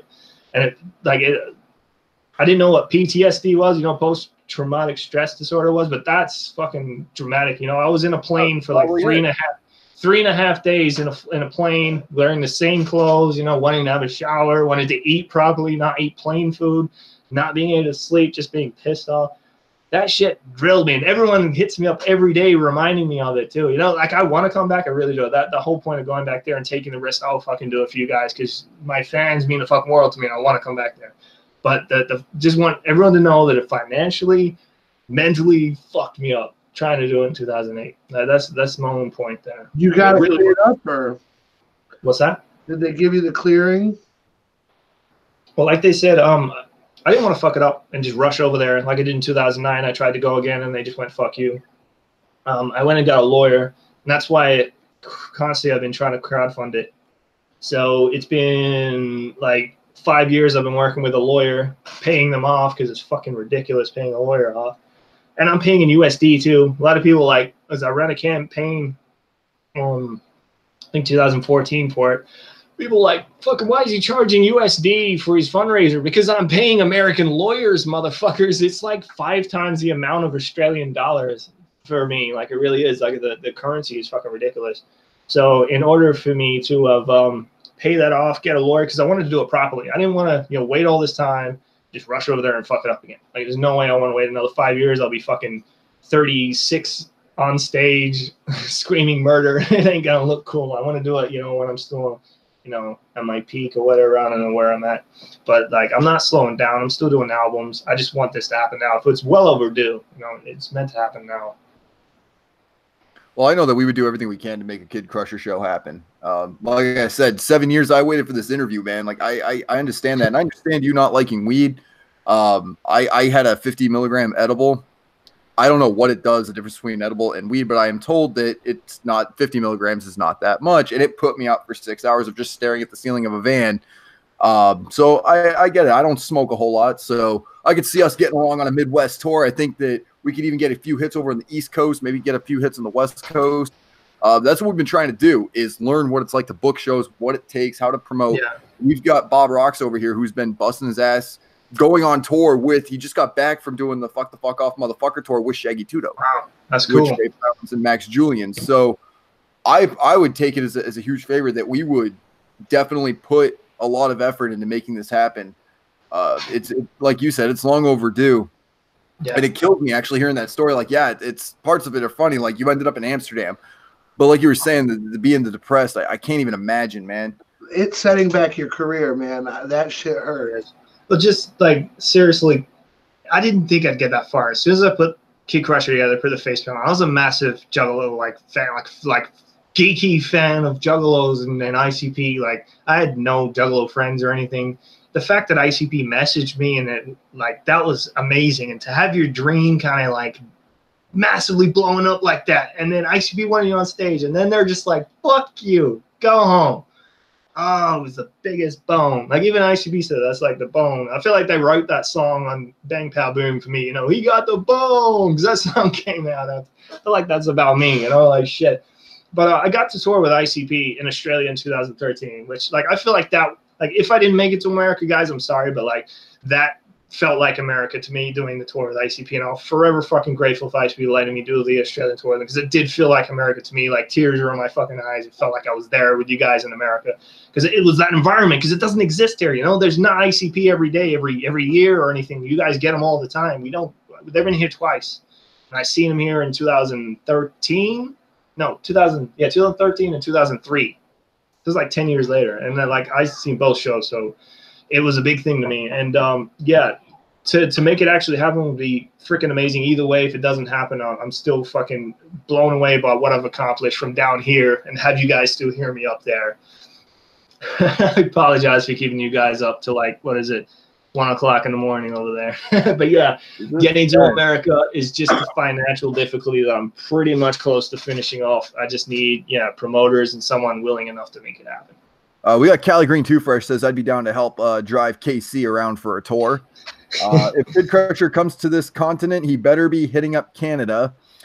Yeah. So you're wanted in Canada as well. I hear that a lot, and it's just like, yeah, if I can make USA happen, that would be next for sure. Unless, you know, the promoter who organizes this can make that happen, I'm open to do whatever the fuck. Seriously. Juggalo John asked another question. Did he cut his braids? No. I don't have braids 24/7. They're like just an undercut with long hair. So, like, when I'm not, you know, KIDCRUSHER, I just got it wrapped up in a hat, and I refuse to take it off right now because it's fucking a mess. I don't want that image on the internet. So yeah, like, constantly, I'm always wearing a hat. And seriously, this is another torture device I'd like to say I do for KIDCRUSHER fans. Not that anyone would give a shit, but like, if I wasn't KIDCRUSHER, I would not have hair, and I would not be wearing a fucking hat in a, like, 40-degree day like it is today. It's fucking hot. I'm always wearing a hat because I got this long fucking hair that I hate. But I shaved it off once and did a show as KIDCRUSHER with a bald head. I toured with Head PE Mushroom. I didn't realize this tour was coming up. I was like, my hair was damaged, so I had to shave it off and redo it. So I thought, you know, I'm not going to do shows for a while. So I had a whole year to grow it back. And usually I put extensions in too, but shaved off, and like, then all of a sudden I got to tour with Head PE. I'm like, fuck. So like, I hit stage with bald head, face paint. It looked ridiculous. I'm like, I'm never cutting my hair, even if it's damaged. I'm keeping that for you guys, because like, same, like, I look at ICP, you know, when they used to be in Great Milenko with dreads, it looked fucking awesome, and then they shaved it off, and you always kind of going, where's the dreads, guys? But they'll never come back. You can see they don't want to do it as well. Shaggy's always shaving his head. You don't want that fucking torture on your fucking head. It sucks. Did you just say that 40 degrees is hot in Australia? Well, you guys have different temperature. Yeah, you guys have Fahrenheit, right? I got Celsius. So, fuck, let me tell you what. 40 C to Fahrenheit is 104 degrees Fahrenheit. Is that hot for you? 104? Hot. That's how hot it is today. And plus, I'm in the studio with a closed room, and in the computer and everything's fucking. It's probably about 50 degrees in here right now. Yeah, we got a heat wave. December, Christmas is fucking boiling.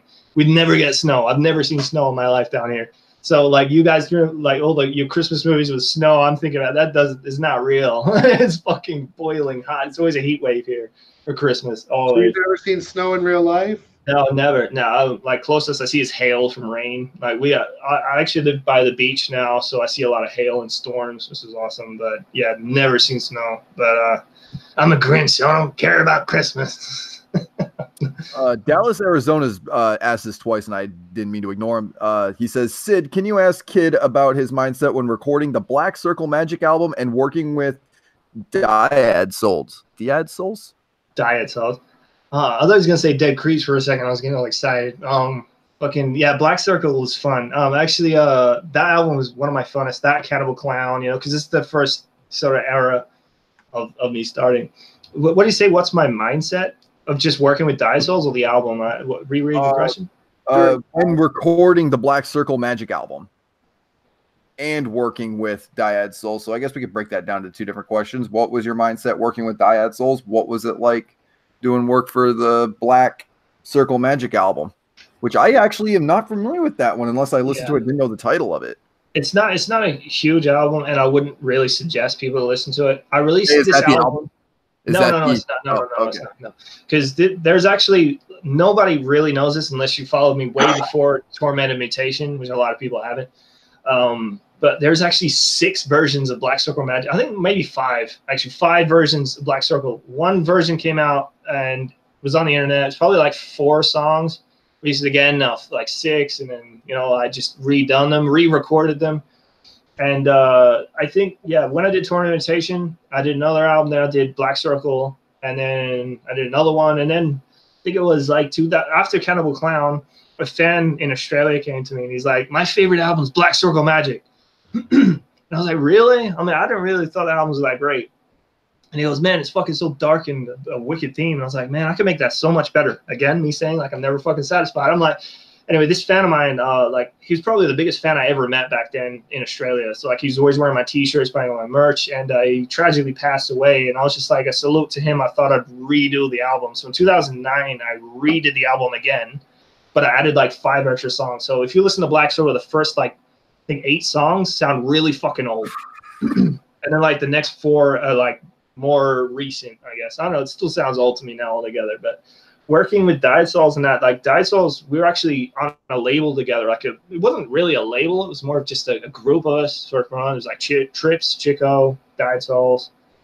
We had a metal band on there as well.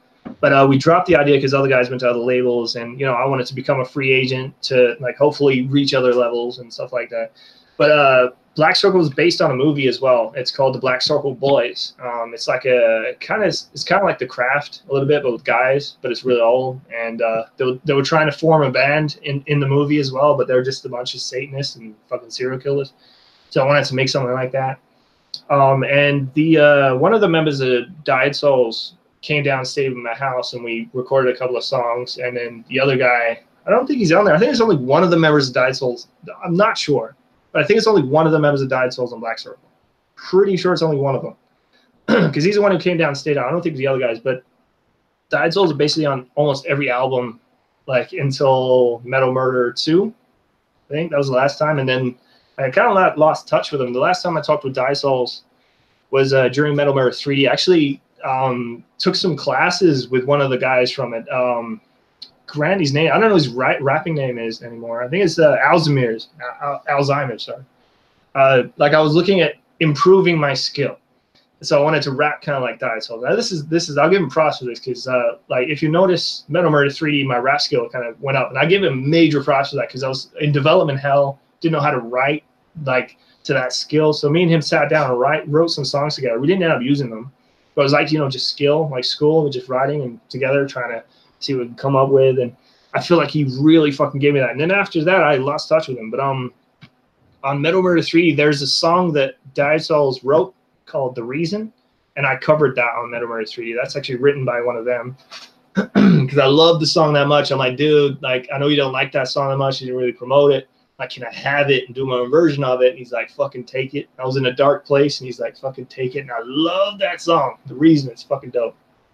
Salute to Diet Souls, wherever you guys are. I haven't heard from you in a while. Don't know if you're still rapping or not. I can't find you. A lot of people seem to just disconnect from me or that, disconnect from the internet, the Matrix, whatever. Bye. So yeah, a lot of people seem to just disappear and up and leave, and this has happened a lot, especially since 2014. There were so many artists that I was talking to back then, and artists that I was trying to do some work with, and then just one day just gone. Yeah, they just cut through. I mean, I understand it too. Like, some people just don't want to do it anymore. A lot of people ask me where Trips and Chico are. They're on basically all of my albums, and they all basically. Sorry, one moment. Trips became a producer. For those who are wondering, Trips is now just basically focused on music, and I completely understand that, because it's so much easier producing music, and I'm producing beats now as well for other artists. That's my second job now, just producing for other artists. I only just recently took that on as basically a full-time job. When I'm not doing KIDCRUSHER, I'm producing beats for other people. I got a website. You can download beats right now. victimgear.com/beats. You can download them instantly. Shameless plug. But yeah, Chico is actually doing his own side project right now. He's in another group. Yeah, that's it. Yeah, Chico is actually one of the people, and Spice One, that I actually ended up learning through you. Actually, when I listened to the Grinch, and then I went back and listened to your other stuff, the Swizz, Chico, and KIDCRUSHER, I was like, this is absolutely amazing. There was a lot of that dark comedy that I really like, and I'm looking forward to a lot of that dark comedy. How hard was it to collaborate with Teddy DKC? Says Justin Mullahan. Not hard at all. I was a fan of his band, Bodhi Festival. Before we get into Teddy DKC, I'll rewind right back and say, working with Chico is, like you said, with the dark comedy. Me and him together is always my favorite collaborations. Every song you see featuring Chico, me and him had a fucking blast recording those songs. I rule this. Everyone say, what's your favorite collab? I'm always going to say Chico, because every other collaboration I've done, I've done it on my own and send it off to someone on the internet, and they've done it on their own. But me and Chico, we're local. We hang out together in the same room, come up with these ideas, and we do wicked shit. And it's just always fucking fun. That's why I think working with Chico is definitely the bomb. But yeah, Chico, funny story. Chico and Trips weren't doing horrorcore when I met them. I rented the studio to do tournamentation, and they were doing just regular hip hop. So I made them horrorcore artists. If you hear their more recent stuff or what Trips is producing, it's not horrorcore at all. It's just hip hop or whatever. I don't know what genre they want to call it. But anyway, to the question, Teddy DKC. I think it was one of Trips' friends actually that showed me Bodhi Festival, and I hit them up. He knew a little English. I just sent him off the song, and yeah, it was actually pretty easy. Because we did an album together, when he actually came to Australia and stayed with me, I think for 2 months, and the language barrier was a little harder than I expected it to be. I ended up being dumb. I had to dumb myself down to talk to him, because he only knew simple English. I can't reenact it that well. I keep trying to explain to people how dumb I was, because I was like, this, drink, want, yes, no, okay, bye. Stuff like that. When he left Australia, I kept talking like that for a good 3 months until I knew how to speak properly again. I went dumb. But me and Teddy had a little bit of a beef, to put that out there, because there's not really a record of it. I don't know even if you'll see this, or any Teddy KC fans will, but no Bodhi Festival fans might. We had a beef recording the album. I ended up doing my own. He ended up leaving. Well, basically, he wanted to tour Australia, and I wanted to work on the album and tour, and he didn't want to. So we had a little bit of a fight, and he left my house and stayed with someone else. When he got back to France, I said that we'd work on the album together, but instead I said, don't worry about it. I'll finish the album by myself and just have him on a couple songs. And he said some marks. I can't really remember exactly what they were, but it was I was trying to, he was really disrespectful. And he was just kind of I was like, I put you up in my house, He's like, yeah, but you weren't doing much. I'm like, bullshit. I put you up in my house, we toured Australia, set up a tour, and he's like, we ran my bank account dry trying to entertain him, and he's like, it still wasn't enough. I'm like, what do you want to do? Walk around with no money? It's kind of stupid. And then he really puts emphasis on Teddy versus KC. I mean, that was really, yeah, exactly. It became an actual duel, to the point where I ended up dissing him on the CD for real. The song, I think it's Burning Hell with Me. That song's like my interpretation of it, you know, like he took advantage of everything in me and just kept taking and taking and didn't ever say thank you. That was the one thing I never heard from him was thank you. He's like, yep, we do this, do it. He was just really, really arrogant kind of guy.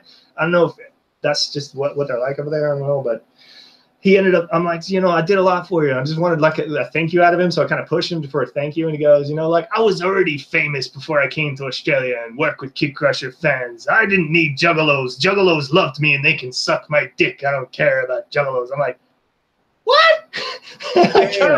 I kind of spoke out about that to my fans, and everyone swarmed. All my fans swarmed at him. I didn't expect that, and I apologize because he got a lot of like people attacking him, and I didn't mean for it to be like that. But I was kind of angry at the same time too, because I just did all this shit for him, and it kind of blew up. Get rid of his mouth.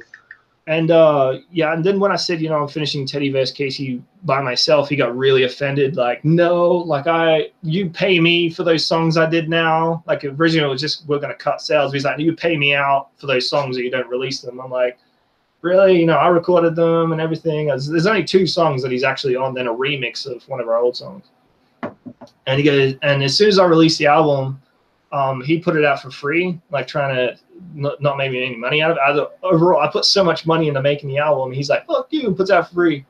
But actually banked off the album still. Like my fans actually bought the album. And I hit him up like, motherfucker, here's the royalties. Here's your check, you fucking cunt. I actually gave him the money. Like you can ask him too. I gave him the fucking money. I'm like, I still fucking succeeded without you, piece of shit. But after that, I want to say it's been peace. He kind of waved the white flag and it's like we called. There's no beef anymore, you know. Like I still want to say I had a fucking blast recording Teddy vs. Casey. I had a blast touring with him.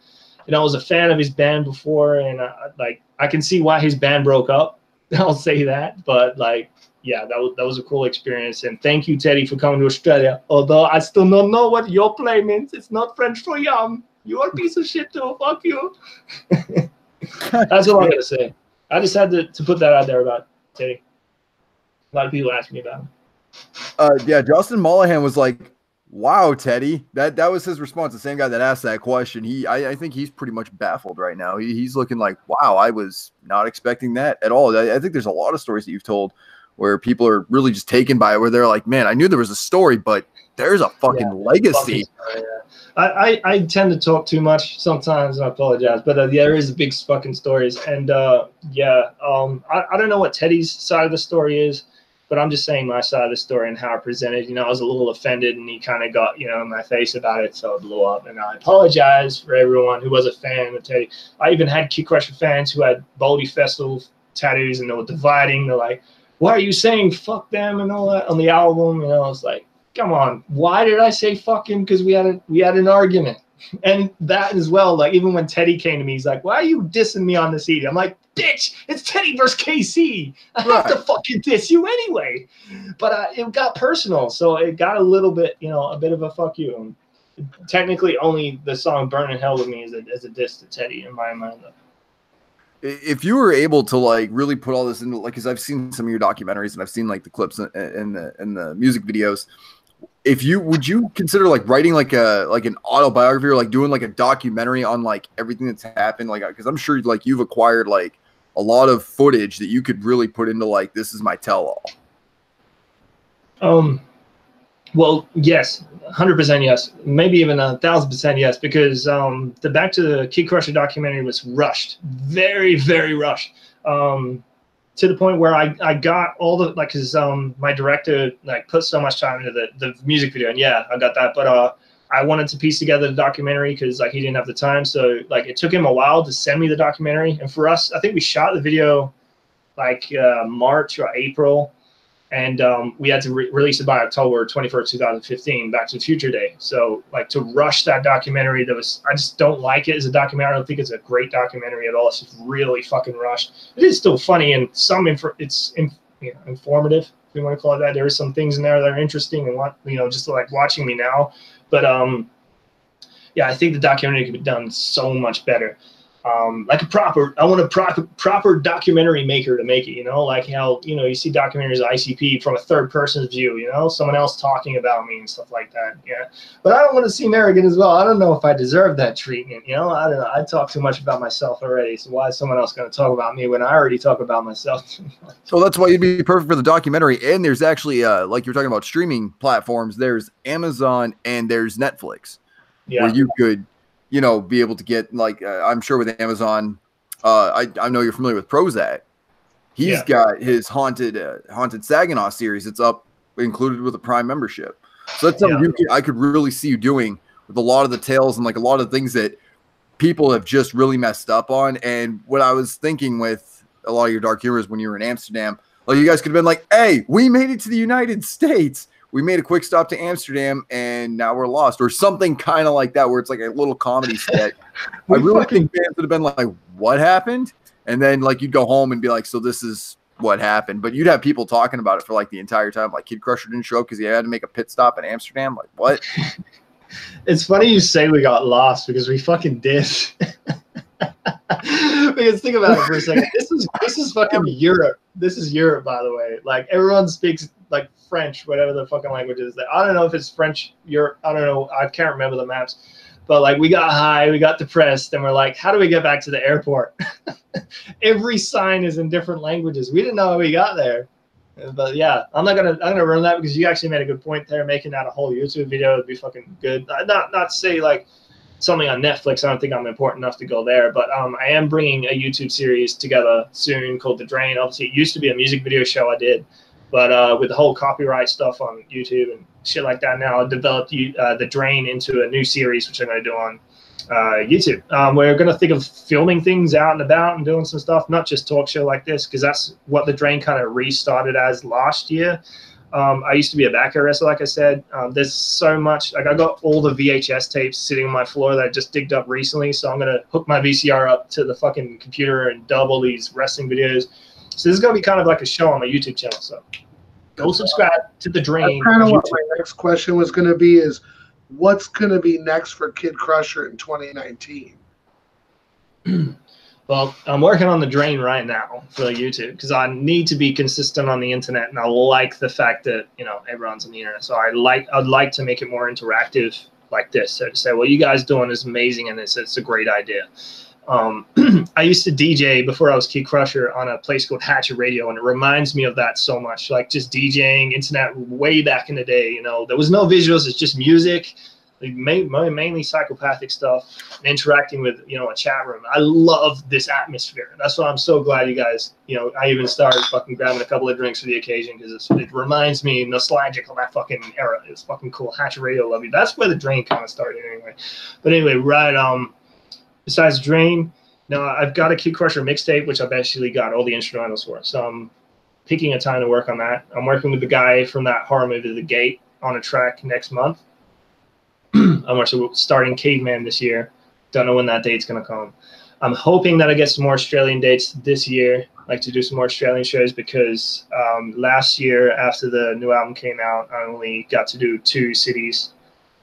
Sadly, so like my hometown. I did open for Tech 9 the second time. I've been twice now. And I did a festival in Melbourne.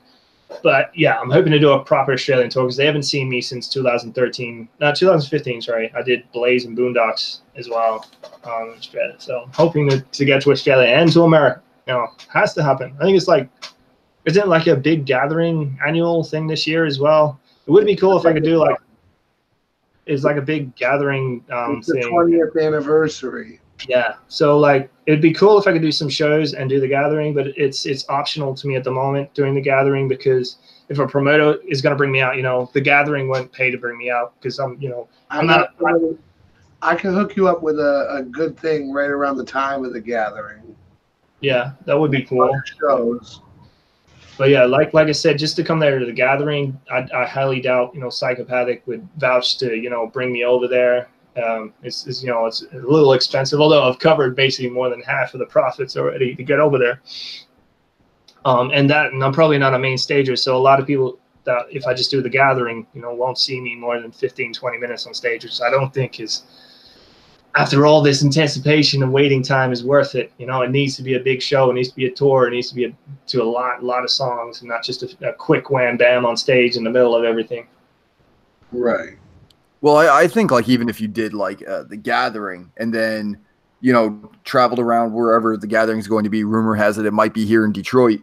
I mean, there's a way you could do Detroit, Ohio, Indiana, 3 different states with a bunch of fans, and that would be a small enough tour that even if you stopped at like a few venues along the way, RoXxx is much better at booking that kind of stuff than I am. To me, it's all just bells, whistles. There's a rumor it's going to be in Michigan, not Detroit. There's a big difference, but sorry. You know what I mean.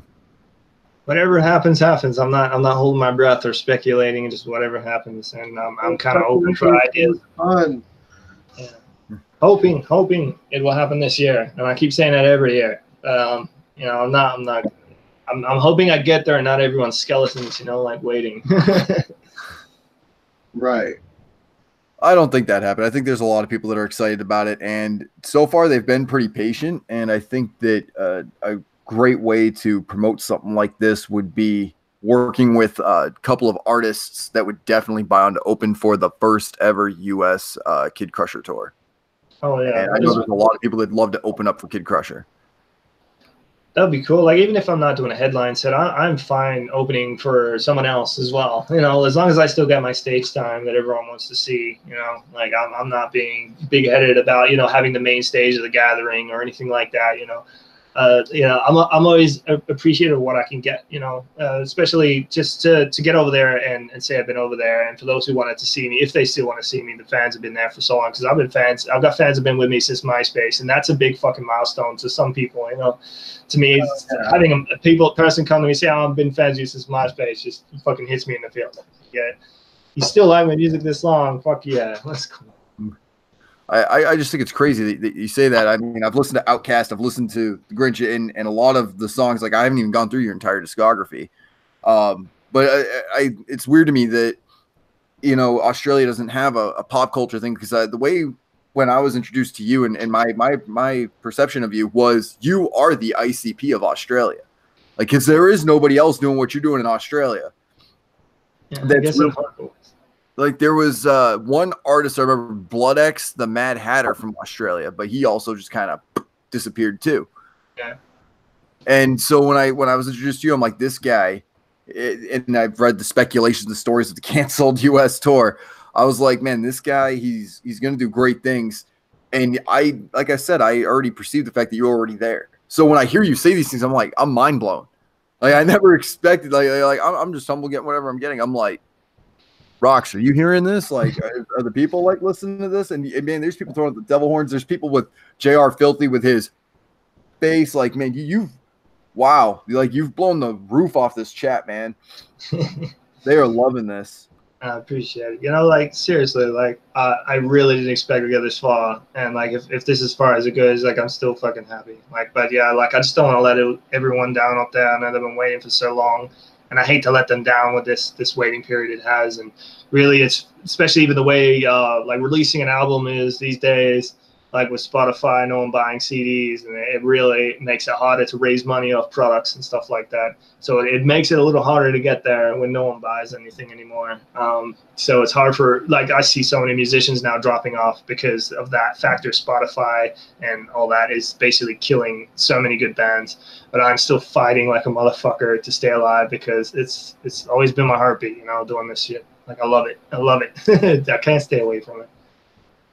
We appreciate you doing this. This has been a great, informative interview. No problem. Thanks for having me on it. And I'm going to give a shout out to the dude who organized it. Let me try and find his name right quick. You guys are probably talking to him. Is it Josh, I think? No. I'll tell you in 2 seconds. James. Yeah, it's James. James. Shout out to James for making this video happen. I think he was like bugging you guys at a concert, he said, or something like that. Is that right? We're traveling all over with Shaggy right now, signing up more RoX-TV viewers in every city, giving away prizes and recording crazy videos and shit. Are you on tour right now? You kind of look like you're backstage somewhere. Well, actually, I came back home 2 days ago to resupply with more merchandise and stuff, and then I'm meeting them back on tour Saturday. Cool. Well, if you get the chance, tell Shaggy that the crazy Australian haven't forgot that motherfucker. Otherwise, whatever. I will tell him. Killer. RoXxx is really good at passing along messages like that. It is a long distance message. Well, it's like a lot of the time, there's just a lot of bus chill time, so there's plenty of time to talk. Yeah, that's cool. Well, I'm happy for you that your show's really kicking off and you get to chill with artists like this. It's really cool to see a platform like this working. There's some guys here in Australia that do something similar, but more of a podcast fashion called The Underground. I don't know if you've heard of them. Ned and Fitz, they also did the Boondocks and Blaze tour here. Shout outs to Ned and Fitz. You guys kick the fuck ass. I've been with them for a long time.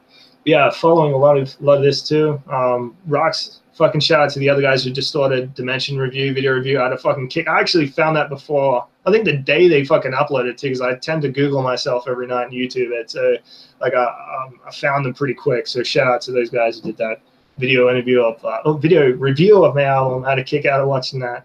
Because yeah, I was like craving it. As soon as I put the album out, I'm like, do some reviews of my album, please. And it didn't seem like people wanted to get on camera or something. But those guys did it, and it was a kick watching. So appreciate you guys. Appreciate every motherfucker who's following me on Facebook, although it's going down like the Titanic. So please follow me on Instagram, KIDCRUSHER666. If you ever send us stuff in advance, we'll definitely be inclined to give a good listen to it, because it'll make us feel special. I have to send you advanced shit for that, man? That's a big thing. If you asked me to review something that came out last week and 8 other people reviewed, I don't feel as special as if you say, hey, check out this new song, and then next thing you know, Sid writes an article on it, I gotta make you feel special, man. Make me feel special. The album's out. No one's fucking bought it yet. Fucking plug it for me, man. I need your help. You need to buy the album. Yeah. Well, there's a thing I did. I tried to do a trickery where like the CD version actually has 3 tracks that the online version doesn't. And there's like 3 tracks that I think are really cool. And I wish I put them on the online version, because it doesn't seem like no one's going to really hear the CD version. But my mixtape that I'm coming out with, I'll probably end up putting them on there because I want it to be heard. At least one of them, because one of them's really fucking cool.